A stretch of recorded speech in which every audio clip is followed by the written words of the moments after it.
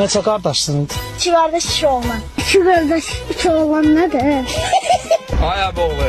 Hacı. Yorulduysa vermez sürü. Hala. Sen poxuy. Oxunadı qaqa. Poxuy. Bəs süründə nə bezdir. Poxuy. Dabadab.